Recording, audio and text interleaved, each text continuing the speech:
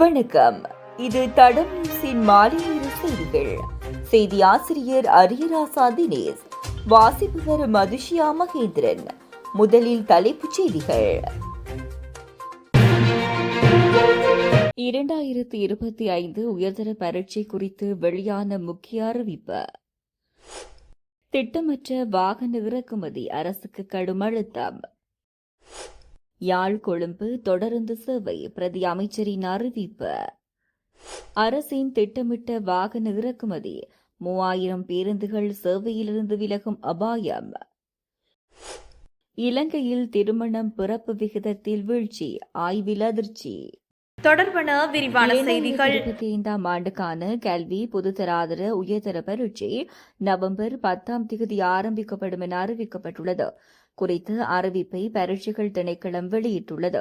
அதன்படி நவம்பர் 10 முதல் டிசம்பர் 5 வரை 2362 பரீட்சை மையங்களில் பரீட்சை நடைபெறும் என்றும் திணைக்களம் தெரிவித்துள்ளது. இதேவேளை பொது தகவல் தொழில்நுட்ப பரீட்சை டிசம்பர் 6, 2025 சனிக்கிழமை நடைபெறும் என்றும் தெரிவிக்கப்பட்டுள்ளது. மேற்படி பரீட்சை நாடளாவிய ரீதியாக 1665 நிலையங்களில் நடைபெறும் என கூறப்படுகிறது. திட்டமிடப்படாத வாகன இறக்குமதியால் வீதிகளில் போக்குவரத்து நெரிசல் மேலும் அதிகரித்துள்ளதாக குற்றச்சாட்டு எழுந்துள்ளது. இலங்கை தனியார் பேருந்து உரிமையாளர் சங்கத்தின் தலைவர் கெமனு விஜயரத்ன இந்த எச்சரிக்கையை விடுத்துள்ளார். அரசாங்கத்தின் திட்டமிட்ட வாகன இறக்குமதியால் அடுத்த ஆண்டுக்குள் சுமார் 3000 குறுகிய தூர பேருந்துகள் சேவையிலிருந்து விலகும் அபாயம் உள்ளதாக எச்சரிக்கப்பட்டுள்ளது. திட்டமிடப்படாத வாகன இறக்குமதியால் வீதியில் போக்குவரத்து நெரிசல் மேலும் அதிகரித்துள்ளது. இந்த நெரிசல் காரணமாக பேருந்துகளின் எரிபொருள் செலவு உயருவதுடன் ஒரு நாளைக்கு இயக்கப்படும் பயணங்களின் எண்ணிக்கையும் வெகுவாக குறைந்துள்ளது. இதன் விளைவாக பேருந்து உரிமையாளர்கள் தொழிலிருந்து வெளியேறி வருவதாக இலங்கை தனியார் பேருந்து உரிமையாளர் சங்கத்தின் தலைவர் கெமனு விஜயரத்ன தெரிவித்துள்ளார். வடக்குக்கான தொடருந்துகளில் உறங்கும் பெட்டிகளை இணைப்பதற்கு எதிர்பார்க்கவில்லை என போக்குவரத்து நெடுஞ்சாலைகள் மற்றும் நகர அபிவிருத்தி பிரதி அமைச்சர் பிரசன்ன குணசேன தெரிவித்துள்ளார். அதற்கு பதிலாக குளிரூடப்பட்ட சொகுசு ஆசனங்களுடான பெட்டிகளை இணைக்கவே நடவடிக்கை எடுக்கப்பட்டுள்ளது என்று பிரசன்ன குணசேன குறிப்பிட்டுள்ளார். நாடாளுமன்றத்தில் சிவஞானம் ஸ்ரீதரனின் கேள்வி ஒன்றுக்கு பதிலளித்த போதே அவர் மேற்கண்டவாறு தெரிவித்துள்ளார். அவர் மேலும் தெரிவிக்கையில் 2014 தொடக்கம் 2019 ஆண்டு வரையில் தொடருந்து திணைக்களத்தின் மொத்த வருமானத்தில் 8% வடக்கு கிழக்கு தொடருந்து நிலையங்களூடாக கிடைத்துள்ளன. இதேவேளை உறங்கும் பெட்டிகள் அடங்கிய தொடருந்துகள் எதுவும் இதுவரை சேவையில் ஈடுபடவில்லை. கொழும்பிலிருந்து யாழ்ப்பாணத்துக்கு புதிய தொடருந்து பெட்டிகளை இணைக்கப்பட்டுள்ளதால் பழைய உறங்கும் பெட்டி சேவையிலிருந்து நீக்கப்பட்டுள்ளது. அதற்கு பதிலாக குளிரூட்டப்பட்ட பெட்டியுடன் பெட்டிகள் இணைக்கப்பட்டுள்ளன என்றார். இதன்போது ஸ்ரீதரன் எம்பி இனிவரும் நாட்களிலாவது தொடருந்துகளில் உறங்கும் பெட்டிகள் இணைக்கப்படுமா, அதற்கான வாய்ப்புகள் உள்ளனவா என்று கேட்டார். இதற்கு பதிலளித்த பிரதி அமைச்சர், உறங்கும் பெட்டிகளை இணைத்தால் அதில் குறைந்தளவான பயணிகளே 12 பேரை பயணிக்க முடியும். ஆனால் குளிரூட்டப்பட்ட சொகுசு பெட்டிகளில் 48 பேர் வரை பயணிக்க முடியும்.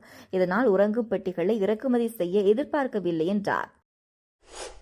அரசாங்கத்தின் திட்டமிட்ட வாகன இறக்குமதியால் அடுத்த ஆண்டுக்குள் சுமார் 3000 குறுகிய தூர பேருந்துகள் சேவையிலிருந்து விலகும் அபாயம் உள்ளதாக எச்சரிக்கப்பட்டுள்ளது.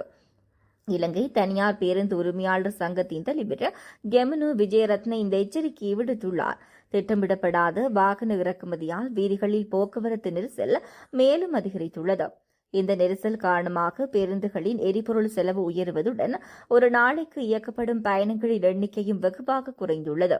இதன் விளைவாக பேருந்து உரிமையாளர்கள் தொழிலிருந்து வெளியேறி வருவதாக இலங்கை தனியார் பேருந்து உரிமையாளர் சங்கத்தின் தலைவர் கெமனு விஜயரத்ன தெரிவித்துள்ளார். 2024 ஆண்டில் இலங்கையில் திருமணங்கள் கணிசமாக குறைந்துள்ளதாக மக்கள் தொகை மற்றும் புள்ளிவிவரவியல் திணைக்களத்தின் சமீபத்திய தரவுகள் தெரிவிக்கின்றன. 2024 ஆண்டில் மொத்தம் 1,39,290 திருமணங்கள் பதிவு செய்யப்பட்டுள்ளன. இது 2023 ஆண்டுடன் ஒப்பிடுகையில் 8% குறைவாகும் என தரவுகள் குறிப்பிடுகின்றன. 2022 ஆண்டு பொருளாதார நெருக்கடியின் காலத்தில் நாடு முழுவதும் 1,71,140 திருமணங்கள் பதிவு செய்யப்பட்டிருந்தன.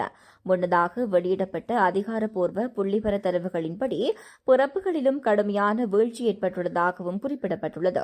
மேலும் 2024 ஆண்டில் 2,20,761 பிறப்புகள் பதிவாகியுள்ளன.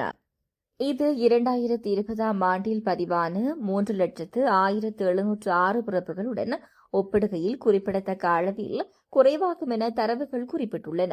இதுபோன்ற செய்திகளை தெரிந்து கொள்ள தடம் நியூஸ் சேனலை சப்ஸ்கிரைப் செய்து அருகிலுள்ள பெல் பட்டனை கிளிக் செய்யுங்கள். மேலும் இதுபோன்ற செய்திகளை உடனுக்குடன் தெரிந்து கொள்ள தடம் FM.com என்ற இணையதளத்தின் வாயிலாகவும் எங்களுடன் இணைந்து கொள்ளுங்கள்.